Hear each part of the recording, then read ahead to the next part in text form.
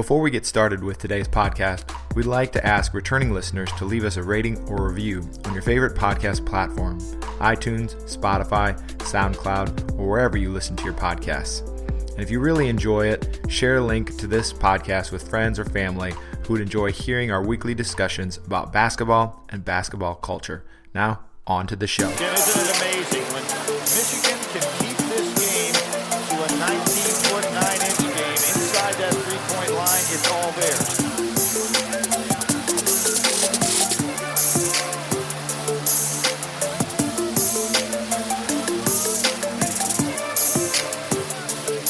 Nice move by Steve Fisher here.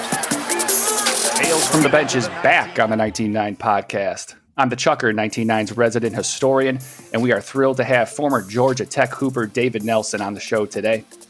A 5'10 guard out of Syracuse, David ventured south to Atlanta in 2000 to pursue an engineering degree at Georgia Tech, where he earned a walk-on spot with the Yellow Jackets program as a sophomore and was a member of the program for 3 seasons. During David's senior campaign in 2003-2004, the Yellow Jackets made a memorable run to the Final Four. There, Tech inch past Georgia Tech. Don't worry. There, Tech inch past Oklahoma State before suffering a 9-point loss to UConn in the national title game. In this installment of 19.9's Tales from the Bench, we chat with David about his walk-on experience at Tech, teammates like Chris Bosh and Jarret Jack, why Tech wanted Duke and not UConn in the national title game, as well as the emotions of nearly winning a national title. Let's welcome in David Nelson. David, thanks for carving out some time for 19.9 and joining us here on the podcast. Yeah, absolutely, Chucker. Thanks for having me on. All right, man. Well, let's start just nice and simple, man. How's life in Atlanta, life during the pandemic, and most importantly, have you been able to head over to the varsity for some grub? Yeah, varsity. Varsity is the first place I ever went when I came down to Georgia Tech. But life in the pandemic, I'm sure it's a lot like everybody else. I kind of feel like it's a little bit like Pinky in the Brain. Like, what are we going to do today? Brain, and it's try to take over the world. It's like the same thing every single day. I just take my kids to school, carry my makeshift desk into my son's room and set up my office and do that every day. But I'll say I've been really fortunate. We've got this, I guess what we call a little bit of a trust cluster early in the pandemic with friends around the neighborhood and that where we all kind of hunkered down and we're able to see each other and still have a good bit of social activity, but in maybe a safer way. And so feels like we're getting out of it a little bit. I saw my mom for the first time in a year a couple weeks ago, and my wife's family's gotten the first round of vaccines. So sweet. Hopefully we're moving along. No kidding, man. Hopefully there's some light here as we kind of inch our way out of this. So let's kind of begin our talk with Tales from the Bench here about how a kid from Syracuse ends up as a walk-on at Georgia Tech. So how did this all come about for you?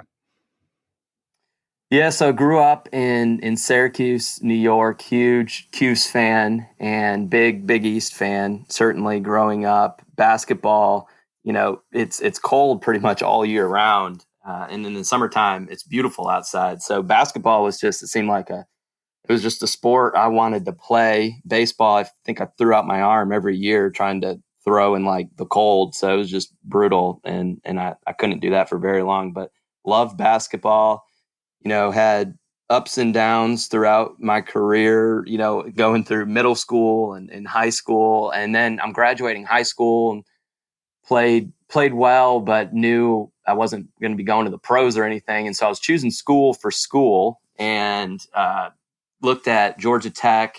I wanted to go to school for engineering. Georgia Tech was in the South. It was away from home. It was warm. I think every school I visited in New York had double pane glass or underground tunnels to get from class to class. And that was just, if you need an underground tunnel to get from one room to the other or one building to the other because it's cold, that just didn't seem like something I was very interested in. But chose Tech. It was in a big city, Atlanta, and it also had a basketball program. It was in the ACC, and I would say probably last on my list was, it is a Division I school. It's got basketball. Maybe there's a chance that I could play. I ended up being really fortunate in getting to play, but chose it certainly for the engineering school. Well, how did it happen that you make the team as a walk-on? I mean, because you come there and you hope you could walk on, but what kind of connection, how did that all get facilitated for you? Yeah, absolutely. So I come down in the first year. When I was growing up and playing, in high school, I was playing pickup basketball a lot with the Syracuse University team. And, summertimes, these college basketball programs will typically have several people, few people, high school students or high school kids or other college kids playing, pickup basketball, really anybody that's around. And so I was able to play with them, met one of the assistant coaches through that, who made a call down to Coach Hewitt, because Coach Hewitt had been had been up in New York for a while before going down to Georgia Tech. And so made a call to him. When I went down to Tech, actually my first year, I'd met with Coach Hewitt, and he said, I think they had 3 point guards my freshman year already. One of them was a junior, starter. And he told me to try out, but that year they didn't really need a point guard. And so I didn't play basketball my first year. I probably did the same freshman thing that everybody else did and played intramural basketball. Met another guy on the blacktop on top of a parking deck, and it was a sophomore, and he said, "Hey, we want to play on my intramural basketball team." It was funny as he told me he already had a point guard on the team, and I was like, I think I'll be the point guard. But played with him, and actually he and I were the two that walked on to the team the next year, because that following year, in the summertime again, but then leading up to before tryouts, I met with Coach Hewitt again. A couple of the other point guards had graduated. There was one point guard remaining who was going to be the senior. That was Tony Akins. And the coach said, why don't you just start working out with the team and play pickup with them and just act like you're on the team. We'll still go through a tryout process, but start playing with the team. And I did that and tried out and made the team. And it was just an awesome year.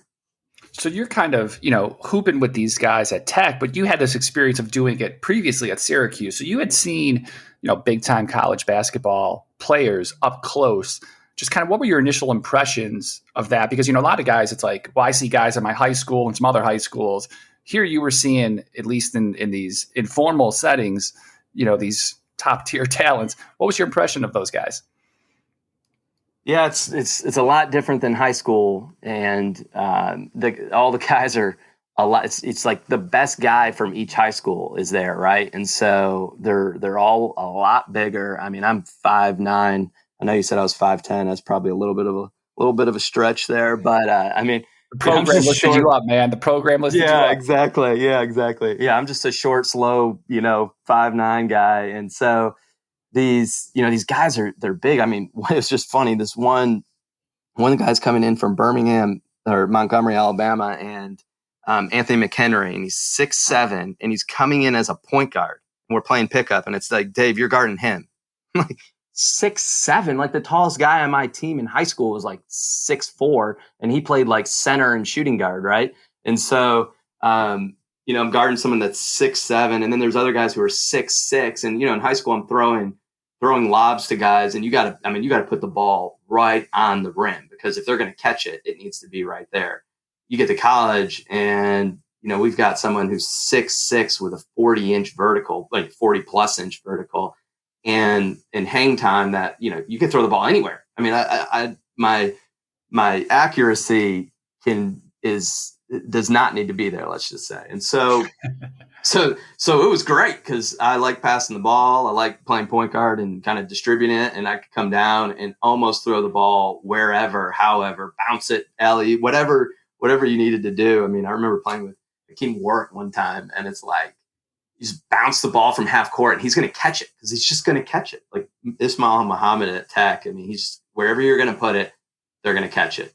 And so it was a lot of fun and complete different environment. So you make the team as you're a sophomore. So this is the 2001-2002 season. That's your first year on the squad. You guys go 15-16. What was kind of noteworthy about that season for you? What kind of sticks out there? Yeah, it kind of goes back to the first question in around, what's the impression of these guys? So I come in, I'm just blown away. My high school team was a really good high school team. We went to semifinals in state or something. I come to college, I'm like, wow, all these guys are significantly better, right? And I'm just blown away by, their approach to the game and how they're playing and their just athleticism and ability. Right. Then we get into the season and we're losing a lot of games. Like I had not lost games before. Right. We'd won most of our games in high school and winning by 30. And then I'm meeting guys who are even better than that. Yet we go into the season and we're losing games. And you're like, wow, this is a huge big time college, basketball program in the ACC. I think, one example would be you fly out, it's Thanksgiving. So there's usually a Thanksgiving tournament. We fly to Vegas. I'm like, this is exactly what I thought college basketball was going to be like, right? You go to Vegas, you fly in, but then like reality sets in. And so you're in Vegas, but I'm 20 years old. So you got to you're in a hotel that's a casino, but you can't go past the white line because you're not old enough to gamble or drink or it's like you have to do that. You can't really go see anything because you're shuttled from place to place in a bus and you're there for business. I mean, you're there to work, right? You're not there to go hang out in Vegas. And so then you go to work and we go to a high school gym to play Illinois. And I mean, we get destroyed. And, thinking halftime, someone tossed you're sitting there, everyone's got their head hung, and one of the managers tosses a Gatorade in a full Gatorade bottle. I think it was to Marvin Lewis to catch, to get a drink. Marvin's not even looking up. It hits him right in the face. And it's just like, you're just sitting there going, oh, wow. So this is a lot more serious and a lot more work than you really thought it was going to be.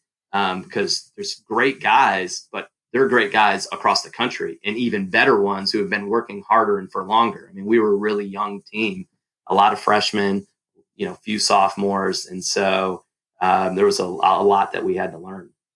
Yeah. That Illinois game, you only lost by 39 at Valley High School. Yeah, that's it. And I think we came back and followed it up, the next day with another a really strong loss to St. Louis. Yeah. And then the next game we come and we play Wisconsin at home. And I think we're losing that game at halftime. And I think the coach at that point had it, right? And it was like, you guys are better than, we may not be the best team in the league, but we're better than this, right? Takes another Gatorade bottle, throws it through the little whiteboard, right? That's sitting in the middle of literally hits the whiteboard and goes through it and puts a hole of a Gatorade bottle in it, keeps going, hits the TV in the background, and he walks out. We turn it around. We win the game by a point, I think. Yeah. And now we're happy, right? We finally are winning a game and we won it at home and it was great. We get up to the locker room and he's standing there and he's like, don't take anything off. We're going back downstairs. It's like, we got to go down and run. And it was like, not giving you credit for inching on a win over a good Wisconsin team. It's never easy to beat the Badgers. No, and it's not, but when things are down, they're just down and you're just working harder and harder. And you just it was just I just think that early, those early losses, that work that was put in those early years taught certainly these freshmen who were, coming out thinking they were, some of the better players in the country. They learned a lot from that experience, which I think carried over, call it 2-3 years later in when we actually made the Final Four run. Yeah. So, again, that's the 2001-2002 season that we just chatted about. So when you get into the following season, some notable dudes show up. One is Jarret Jack. Another is this wiry, lean freshman from Dallas named Chris Bosh. I assume people have heard about him. What was your first impression of Bosh? He's one of the top recruits in the country. He comes to a team that's 15-16. But what are your first impressions of Bosh in particular? Yeah, so I don't really follow. I probably am not the closest in following exactly which freshmen are All-Americans and what rank they exactly were and what their stats were. And this is also pre-YouTube clips and all that good stuff. Yeah, and so, I probably had just gotten a phone at that time, and the phone made a phone call, and that was it. So there wasn't, I wasn't as dialed in. I'm probably, in some engineering book, doing things that, that I really didn't want to do, studying and all that. But anyway, so Chris comes in. And certainly when you see him, it's like 6'11", a big guy, not a huge guy in terms of like, strength and all that. I mean, he's a young kid. He's a kid, but he comes in, and so you see him, you're like, okay, this is a big dude. But the first impression was playing pickup basketball. And again, I barely knew his name. I didn't even know the hype around it. Right. And so I get a ball off a rebound. Chris runs the floor, and I throw kind of a full court pass to Chris. He's about foul line extended. So I'd say he's just inside or right at the 3-point line, on the arc. And he catches the ball over his head. So, imagine I'm throwing like a football over a receiver's head, and he catches it over his head, stops on a dime, dribbles it between his legs, shoots the ball, swishes it. And it was like, I looked at Marvin, who I was really close with, and I was like, who is that? And he was like, that's Chris. He's only going to be here 1 year. And I was like, okay. And just that whole thing, and it may not seem like a big deal. And again, like I just got done saying, all these guys are incredibly athletic, incredibly talented, and amazing. But there's about 5 things that happened in that sequence that to me was just like very different than other people. I mean, first of all, you've got a 6'11" guy who's running down the floor and beating people down the floor, right? I mean, and running in like very smooth, okay? And then he's able to catch a ball over his head running and stop on a dime. So now you've got this enormous person who can run smoothly and has the body control to stop himself immediately. But not only that, be able to dribble between his legs, again, something that is not common, and then shoot it. And whether he made it or not probably doesn't even matter, because all of those things are amazing. But then he swishes the shot, and I'm just like, okay, that's, where he's good. That guy's unbelievable. And even with, Bosh, who obviously ends up being a top 5 pick the following year. And it's always so crazy to me. You go from like eating in the dining hall with him to, a few months later, the dude's a millionaire, just like that. But even with Bosh, Tech hovers, you guys kind of hover around 500 for much of the year. You win a few games in the NIT. You finish 16-15. So only a 1-game improvement from the previous season. But by most accounts, that'd be a pretty middling season for a Power 5 school, especially one, like I said, with Bosh on the roster. But is that how you guys saw it internally? Yeah, you certainly from the outside looking in say, holy cow, this is a number 3-4 pick. He's unbelievable. He's unstoppable. I mean, I think he had the highest make percentage he's ACC Rookie of the Year. He's one of the highest make. I think he was the highest make, made basket percentage in the ACC. I mean, it's just all this. It's all these accolades around him, right? And so on the outside looking in, you'd say, these guys are. How could they not make the NCAA tournament or do even better than they did? But from the, when you're on the inside, and certainly if you pay a good bit of attention to college basketball and specifically, the ACC, every game is a dogfight. It is a super intense conference. And when you looked at our team, we were young. We had a lot of freshmen who had just, moved up to be sophomores, who had gone through a tough year the year before, but learned a lot. We had a freshman point guard who, and I know we just talked a lot about Chris Bosh, but Jarret Jack, 6'3" point guard, it just, complete pro. But he's a freshman. And he's going up against junior, senior point guards, and the ACC has got great guard play. And so it's, it's with freshmen like that, sometimes, frankly, it was just hard to get Chris the ball. You got to be able to get Chris the ball for him to do what he can do. And in going up against some of the guards with the young guys that we had, it was difficult. And so really what that year was just a massive learning year. And for us internally, I think when we got done with the year, we really started to see how things were changing. I mean, we learned a lot. And also Will Bynum had, transferred, that year and was on the bench for the year. But so we had Chris, and we had Jarret, and we had Will, all who are, became pros, but were absolute pros in their approach to the game of basketball. And I think what we learned and I don't know if people know or see this, but I know I would think this, like, I would go in and practice and want to get better. And in the program's schedule is incredibly rigorous. I mean, you're waking up at 5 or 6 a.m. to work out. You've got individual sessions. You have to go to class. You have to study. You have practice. You have film sessions. I mean, it is a completely packed full day. The guys who are the best on the team, Chris, Jarret, and Will, they're the ones, not the guys who are fighting for additional time, but some of the best guys on the team, Marvin, Ismail, BJ. These guys are they're in the gym still at 3 a.m. playing. They're practicing. I mean, the amount of hours and the amount of time that Jarret spent watching film to perfect their craft, because they knew they were going somewhere else, and this is what it took to be the best, was just unbelievable. And so what the team learned from how to approach, getting better and being prepared through that year, despite the fact that maybe we didn't have some of the success during the year, at least on the scoreboard. By the end of the year, I think the team was a completely different team than when it started. And I think it was a lot more ready for the next year. And so how did that impact kind of the expectations heading into the 2003-2004 season?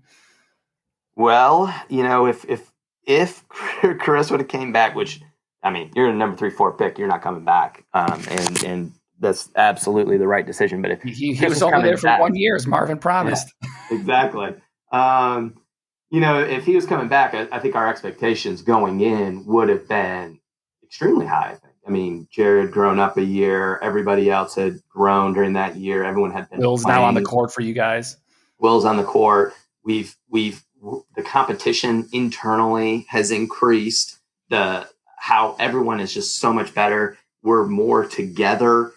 We've bought into the system, which is incredibly important at that point.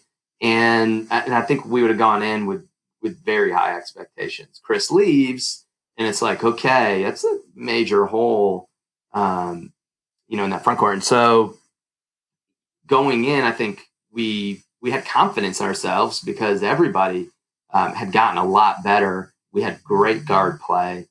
We did have good big men. I mean, Luke Schenzer was coming in at 7'1", and it's kind of interesting.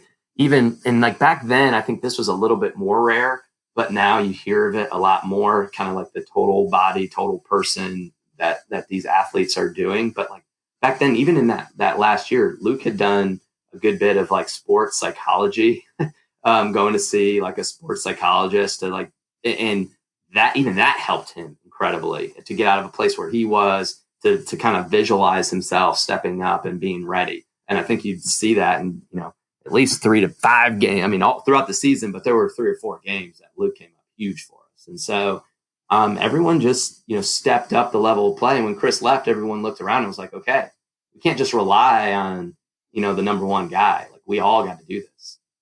When I say we all, mostly it's them. I've got the best seat in the house. Hey, you're a part of that club. So, and you have a role to play too. That early season matchup. So you guys get this early season matchup with UConn at Madison Square Garden. They're actually the number 1 team in the country at the time, and you guys take them down by 16. So how did that UConn game kind of change the energy within the team moving forward, as well as around the program as well? You juxtapose our first season with a lot of the same guys, where we go into effectively a Thanksgiving Day kind of similar tournament, and we lose by whatever you said, 39 points, to going in to play the number 1 team, win by 16, turn around. I think we played Texas Tech next and beat them as well. And that win, it wasn't, I mean, that 16-point win, I mean, we pretty well dominated the entire game. And I think leaving that game, it was like, okay, we can play. I mean, we're in the Garden. We can play with anybody. Of course, we had to come up to ACC play, and there's a long road ahead of us, no question about it. But there was a lot of confidence, and we realized that, as a team, we could really, come together. And, we talked a bit about, or I just mentioned, I should say, your role on that team, and you had a role to play. Everyone kind of does. And so you're a walk-on, but you've also been there at this time. You're in your third season with the program. Describe for us kind of your role on that particular team and kind of what you were kind of tasked to do. Yeah, early in my career there, it was, I'm scrapping like everyone else, and I want to get a chance to play. Certainly when Jarret comes in at 6'3", incredible pro guard, coach brings me in, it's just saying, listen, Jarret's the pro. This team goes if Jarret goes. And, how can we get him to a place where he's ready to go? And so, being there with film, and, turns out Jarret didn't need any help. I mean, Jarret spent the time in the film room. Jarret spent the time perfecting his craft. But, my role, if you think about it, it's almost like I'm an extension of the coaching staff in a way, because I am a player, but I'm watching it more like I'm a coach. I'm also not, running up and down the sideline. So I'm kind of like watching it almost like an assistant coach, and then have a direct line to a couple of the, captains on the team, just to say, hey, here's a couple of things that I'm seeing, in talking through that. And so, as a team, everyone's got to kind of contribute where they can. Yeah, and let's kind of fast forward through the season a little bit. You guys end the regular season. You're fourth in the ACC. You guys are 22-8. You head into the ACC tournament. You take down North Carolina, but then you lose to Duke for the second time on the season. But compared to past years, there was something different about that Duke game, right? Yeah, Duke is not a lot to like about Duke, but they are a incredibly difficult team to play against. And in seasons before, I mean, there were times where, when Jay Williams was there, it was like, in that first 5 minutes, it's impossible to even just be able to get it past half court. They would just punch you in the mouth in that first 5 minutes. And then if you could remain standing, you could actually stay in the game and play against them. But a lot of times, it was hard to take that first punch. And so, and many teams couldn't. And so we had lost to Duke at home earlier in the season.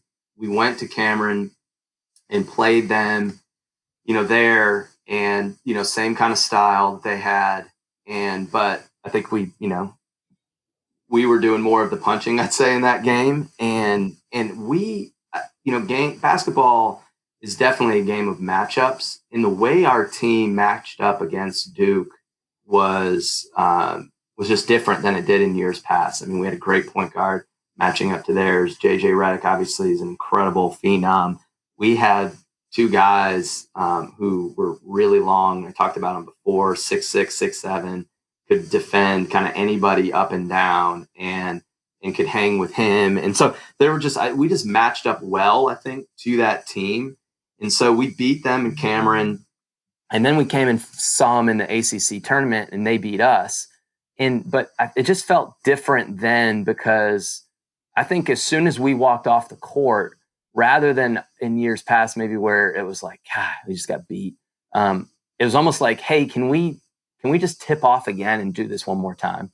Because it just felt like internally we knew we could beat these guys. And it certainly was a letdown in that tournament that we didn't. And it was just like, gosh, if we just get another shot at these guys, we'll beat them. And so it was just different than times before. Gotcha.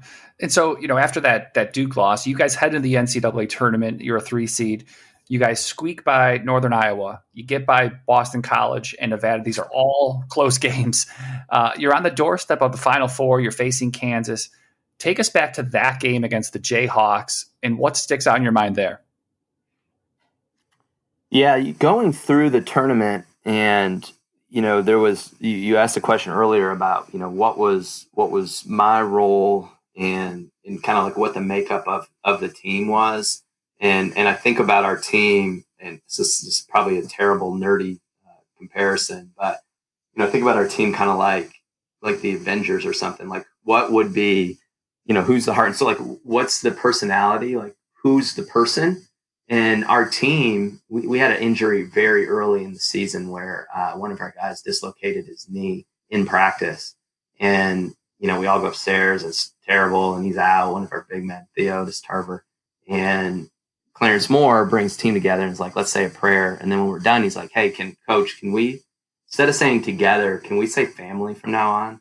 And in the way our team, similar to the Avengers have like a personality, like who's the guy? Is it Captain America? Is it, who it could be Iron Man. It could be any different game, any different time. It could be someone else. It's similar to like a family, like the way we really like thought of ourselves. Family has like crazy personality. Sometimes it's the steady, calm older brother, right? Or sometimes it's like the crazy uncle who's there who's adding energy.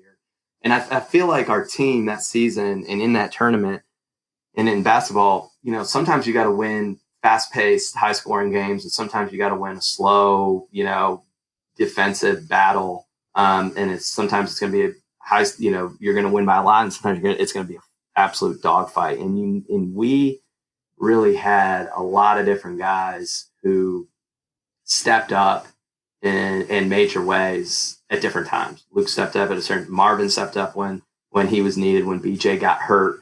I think BJ got hurt in the Northern Iowa game or something. I mean, and he went down. He was our leading scorer. Will Bynum stepped up, but in the Jayhawks game, I mean, that was Jarret's.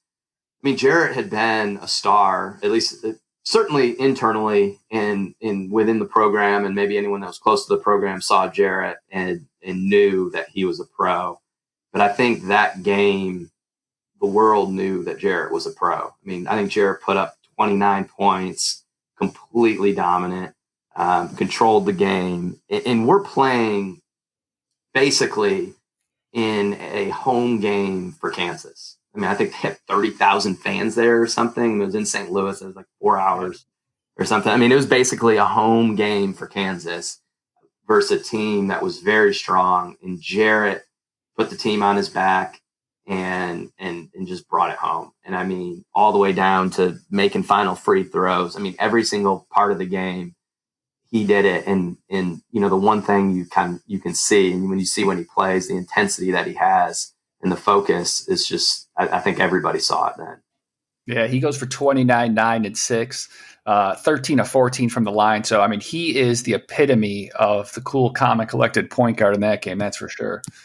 Yeah, I mean, he's no longer. I guess he's a sophomore, right, at that time. Yeah. And I think that was like, okay, he's not a sophomore anymore, and I just can't imagine thinking about all the other teams. Now the other teams in the ACC are preparing for him, as a point guard going forward. He's just unbelievable.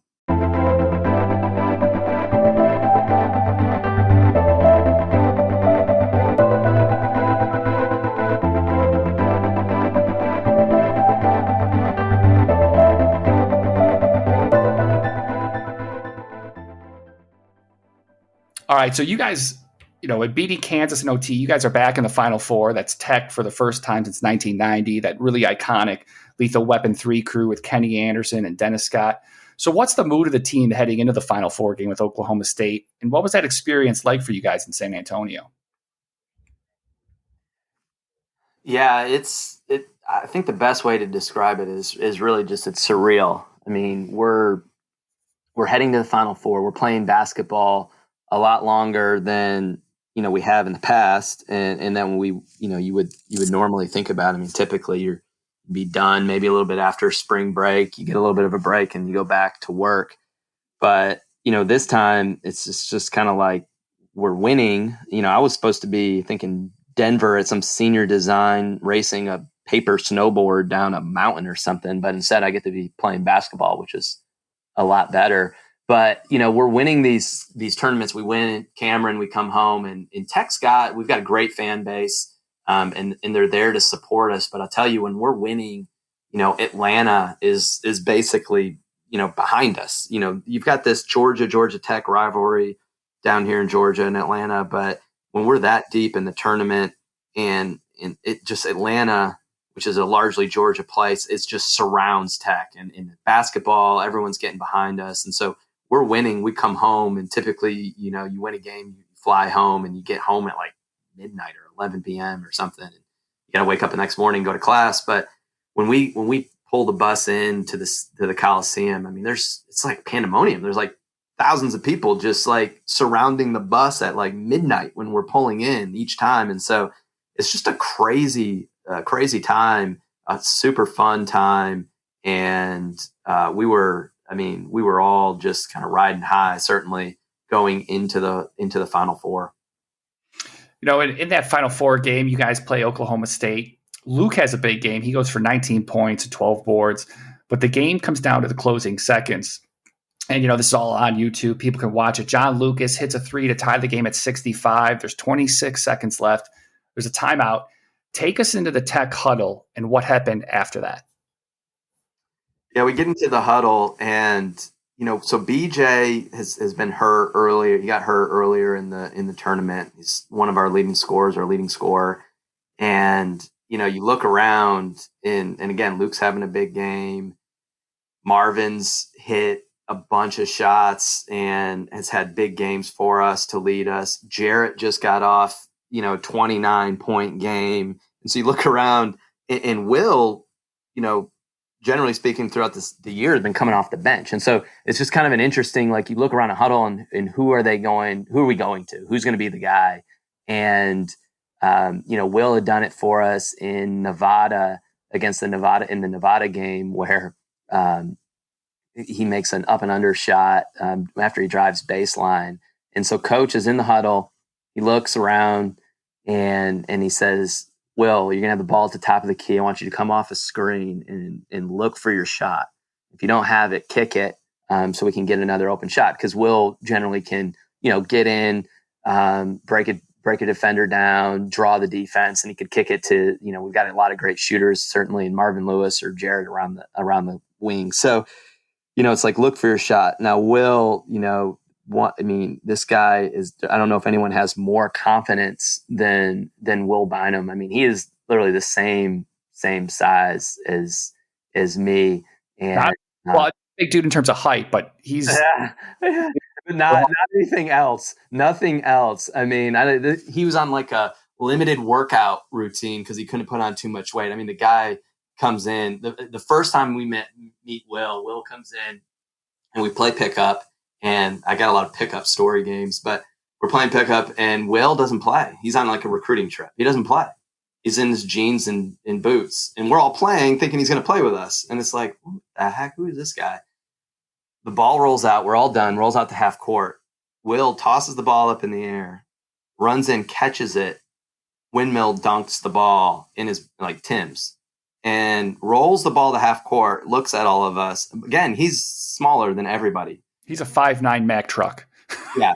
Looks at everybody and goes, I just want to let you guys know I can play. And it was like, all right. And so, but Will's just got confidence. I mean, in the Nevada game, I think he said after the game, something that basically it's the end of the game. And he said, he got the ball, he drives baseline up and under, makes it, I think he gets fouled as well. And afterwards I asked him about it and he says, well, I missed a shot earlier in the game. I knew I had to make it up. And I was going to make the next one. And it's like, other guys miss a shot and it's kind of in their head, right? And they're like, I don't know if I'll make the next one. You get a little tentative. I mean, he's not tentative. And Will says at the end of this game, so he comes off the screen, he's driving to the basket. Will does not have a shot. Like the coach is like, look for your shot. If it's open, take it. If you get, if you're getting jammed, kick it. But it's a green light for him. Yeah. To him, he was like, and this is what he says after the game. He says, Coach told me, that I was getting the ball and everybody on the team looked around and said, Will, you got this. And he goes, I felt like the team was looking to me. And he goes, he was saying like, this just shows you how unselfish of a team we were because there were 4 guys there that probably wanted to take the shot, but they looked at Will and said, yeah, Will, you got this. And And he's like, I felt like I had to, and there was no way I was going to miss. And so he's going in thinking, I'm shooting no matter what, and I'm not missing. And so he takes it in. He doesn't have a shot. Somehow is able to get his shot up, which is crazy for, a 5'8", 5'9" guy to, get into the lane like that and just manufacture a shot. I mean, it's different when you're 6'6" and you can get up and, but he manufactured a shot. He makes it. And thankfully, they didn't heave it or anything else changed it, but they heaved a shot, missed it, and we won. And it was just incredible. And in the other Final Four game, you guys see UConn beat Duke 79-78. And though you had beaten UConn earlier in the season and you had just lost to Duke, we talked about how that game felt a little bit different. Like you guys wanted to see them a game. So you guys were actually disappointed that you didn't get that quick rematch with Duke, right? Yeah. I mean, and this probably sounds a bit trite or something because we've got the hindsight, right? We didn't win the championship game. And so looking back on it, I'm sure it probably could sound different, but I will say in all honesty, and it wasn't like an outward, we were all like beating the drum, hey, let's have Duke win. But we watched the game certainly. And there was definitely an air of, we really wanted Duke. And the reason is, you think about a lot of sports and certainly basketball, think about like rubber matches and other things. I mean, we had beat UConn handily. And it's just like, you got to go up against them again. They're going to be coming for you. And Ben Gordon and Emeka Okafor just got better and better and better all year long. And I mean, they were just an incredible team. And so it was like, and BJ was hurt. And so, thinking about Duke, we'd played Duke 3 times. We played Duke, 10 more times before that, or I guess it'd been 4 or 6 more times before that in the years leading up to this. I mean, we knew that Duke team in and out, right? And from a matchup perspective, we just matched up really well to them. And so, when they lost, it wasn't like, we were crying or anything and sad that we didn't get Duke because Duke is an amazing team, of course, and they had beaten us twice in the year. So it wasn't like a guaranteed win. It just felt like we knew we could match up against those guys. And then, but we got UConn and we had beaten them, by 16 before. So we knew we could. And so we didn't go in thinking, oh gosh, we're going to lose, but it would have been, we definitely had a little bit of, probably had Duke's number a little bit more. Yeah. And we owed them one because they beat us in the tournament. So we owed, in this case, UConn owed us. Yeah. And, you get into that championship game and there's this thing where the college basketball spotlight, it's not on any other games. Like there's one college basketball spotlight and it's a real big one on your team, on this game, on UConn. Did you guys feel that internally? That kind of sense of the lights are getting bigger and brighter and it's just on you guys now? Yeah, it's, it definitely, your senses are heightened. Everything comes into clearer focus. I mean, you've got a lot of former players from the program around. I mean, I think John Sally gave a speech before we went into the game. I mean, there's a lot of excitement. There's an incredible amount of pressure. There's pressure on, teams trying not to come out and play tight or tentative.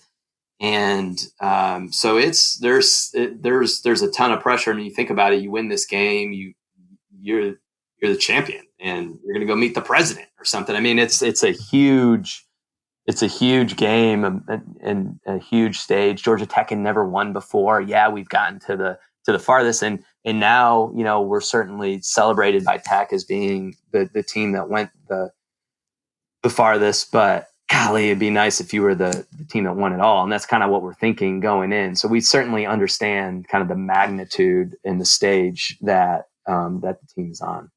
Yeah, and I mean, it's a tough one for you guys because UConn, again, Okafor, Gordon, this is a legit team. They race off to a 17-point halftime lead. They largely control the game and they ultimately win by 9. When you think back on that national title game, what memory sticks out with you? So you watch a game like that where we've And we've played, leading up to this, a lot of really close games. In some of the games that we played that were close, we may have been leading by a good bit, then we kind of gave up the lead, or it was close the whole way. In this game, in that first half, you kind of just early on saw it slipping away. BJ really just couldn't really go on his ankle the way where he was. Luke got into some foul trouble early on a couple of just fouls. And then you're watching it as you go into halftime, and it's like you can see there's moments within the game where, if you don't give up that turnover, and if you had made a bucket, that had been, there's a 4-point swing there, or we knocked down a couple of the free throws that we missed, it would have been within, could we have cut it to 12 or 10? And I think if we would have been in that range, there's a game. But when we went in at 17, it just, just a couple points slide, it feels like inches, but you just see it slipping, and you're watching a great team. I mean, that was a very good UConn team that beat us. Yeah. And so, you're so close to it, right? But you walk off the court that Monday night, there's got to be a winner. There's got to be a loser.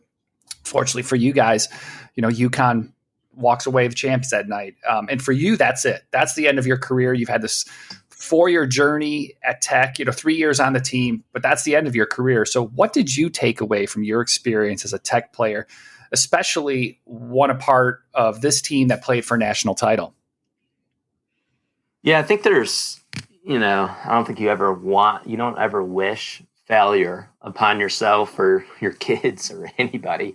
But there's incredible learning that comes from that. There's incredible learning that we had when we, 2 years before lost a lot of games, but then ultimately had the success to get to the Final Four. So just sitting there and looking back and watching what, struggle is, and then what hard work can do, and the success that you can have, and then what it means to come together with a group that is a family and believes in each other and isn't selfish and isn't looking out for themselves and is willing to carry your brother when they need it and be carried when you need it. You learn just a ton from that. And then despite knowing how big of a stage that it isn't, then you lose and you're like, and then you really realize oh man, we were, again, free throws away or, 10 points away. I mean, it was certainly we lost by 9 or we were at 17 at one point. It was but man, if it was, there were moments where you're you're so holy cow, you're not going to get back to get that. You don't get second chances. People get second chances, but you don't really get when there's a moment you need to, go after it with everything, with a tenacity that is different. And so there really isn't time. So then I start to think back to when Jarret was in there and Will were in there at 3 a.m. working out. And it was that's what got us here. And you need to do it for another hour so that when you have that opportunity against UConn, it doesn't slip away. And so, I've learned that through that experience. I've learned it, through other experiences in work of what it really takes to win and to be on top, and that, every moment here is fleeting and you need to go after it. You never have another chance. Yeah. Well, important words there, man. So before we get out of here, David, let's go like Tark's running Rebels and do some run and gun to close us out. All right. So let's just some rapid fire questions here. The coolest arena you guys played in? This is such a hard one. It's kind of an easy one for me. It's the Carrier Dome. Just, I grew up there, saw it and loved it. Loved Syracuse basketball. So playing there, I actually made a 3-pointer there because we got beat so badly. Silver line. Silver line. So that was awesome. But I mean, look, we played Madison Square Garden. That was, and I will say, to answer this question though, it almost kind of depends on at what point. So you asked which one to play. So playing at Syracuse, but I'll tell you, going in some of these, like going into where Tar Heels are and going in, like Dean Smith, going in when game lights are on, nobody's there. Like you go in for a pregame shoot around, nobody's there. The game lights are on. So it's dark in the stands. The lights are on the court and you're standing in there, just your team, nobody else. And it's quiet. Maybe you hear the first basketball dribble and you look up and you see like, you know, everything that they've got. Michael Jordan's jerseys hanging in the rafters. I mean, that's pretty cool, you know? So it kind of depends at what point, you know, it is. But there were some really cool moments just like in a pregame shoot around when nobody's there. It's quiet. Maybe with one basketball bouncing in some of these courts. Yeah, it's, you know, I think that's one of the cool things about being in the ACC in particular is you get to go to these really iconic venues and things like that. Wildest opposing fans. Yeah, no doubt that, you know, Duke and NC State, I mean, there are some pretty serious in the Cameron Crazies are beating the drum, no doubt, for Coach Krzyzewski. But I will say some of the wildest opposing fans, I don't know why, but it just seems like Maryland's fans. I mean, I would say Duke has a very intense but clean approach to you know, being against the other team. I mean, I think I got made fun of for being half Nelson or something because we had another Nelson that was full Nelson or whatever. You know, I'd get they are pretty witty, whereas Maryland's is, I'd say, a little more raw and pretty intense. Let's talk about Duke really quick. The Duke mystique, is it real? You talked about it earlier, like you got to survive the first 5 minutes with him. But I mean, when you go into Cameron, do you feel like, all right, this is a different game? Yeah, you're kind of in this like mecca of basketball almost. I mean, I know that's the Garden, but it's a little different for college basketball, I'd say. And it's you know, Coach K has done something there where he just had they are in. You know, they're all in, and they're all in from the tip. And then when you're playing that team and the teams that we played against, there were times where I think we had 4 possessions. We didn't get across half court. I mean, and there is literally when you get started, they're going to hit you with everything. And if you can survive it, you can survive, I think. You don't always survive. I think when we beat them, they had like 41 game win streak at home. I mean, that's just crazy. And so, you know, it's difficult. I mean, even to the point of there was a time when we were at the free throw line. I think Coach K was walking up and down the sidelines, you know, encouraging the fans to like scream louder as if it could get any louder, you know, while we're shooting a free throw. So it's just, it's real. Yeah. You know, and I've been in those stands and I have heard a Duke run and been like, oh my, I can't hear my thoughts right now. And I mean, I don't even remember, what is it? It's like, it's a small gym. It's like a high school. Exactly. It's like a big high school gym. Yeah. When you're in it, I think I know that when I've gone to Duke, I was like, this is it. Like you see Cameron, but when you see Cameron from the outside, you're like, is this like science labs? Like it looks like any other building on campus. And then you go inside, it's like just kind of a big high school gym. And you're like, it is, but the walls are shaking, man, when they're in there and jumping around. And I mean, the energy and a lot of that comes probably from the fact that it is so small and compact but it is rocking, you know? But it's small. Yeah. You're like, this is it, you know? Well, especially when you compare it against something like the Carrier Dome, which is so campus, you know? Yeah. Like I think one of my first games of the Carrier Dome when I was a kid, you know, it was like Syracuse, Georgetown overtime. And I think my dad got the last seat in the, you know, I'm like, you're like 30,000. I'm like, they make seats this far away, Dad, you know, and I'm like standing on a thing and you're looking down, you can barely see anything, but it's just totally different. Like that's what I grew up thinking. I mean, I was going to almost like a small college football game, in watching basketball. So it's just very different. Yeah. In terms of your most impressive opponent, so I'm curious about a guy you saw where you're like, all right, man, I've seen good players. I saw Chris Bosh. You know, I played with Jarret Jack. I saw the Duke guys. I saw the UNC guys. This dude's from another planet. So who was the most impressive opponent you saw up front? Yeah, there's definitely a couple that come to mind. I mean, Jay Williams was unbelievably impressive playing against us, and maybe from a point guard's perspective, watching our point guard go up against him, who I thought our point guard was really good. It's just like, wow. But I'll tell you, Carmelo Anthony, I think we lost like by an equal margin in Syracuse, like 39 or something, 30 points in Syracuse. And a freshman, when we saw Jay Williams, he was older than, this is a freshman who is, and think back to the conversations we had about Chris Bosh being a freshman. It was hard for us to get him the ball. This guy just dominated. He dominated to the point of the whole team was successful, and they won a national championship, and they put it on us when we were there. And he was very impressive. All right. Teammate of Chris Bosh for one season. What's your favorite Chris Bosh memory? There's so many memories of, things that he did on the court that were just incredible. But I'll say the first time, I think it's just the first time I ever saw him, and just like where my jaw dropped to. And it's like, I don't normally get that impressed by people, and it's not like a fanboy to many people, I would say. But when I saw him that first time, it was like, I just met somebody that was very different than other people that I've ever met. And so, I think his, just how I'd say humble and funny and like nice of a guy he is. 'Cause like you meet him and you see him do that and you're like, okay. And then you turn around and you're like, this is like the nicest dude I've ever met. You know what I mean? Like I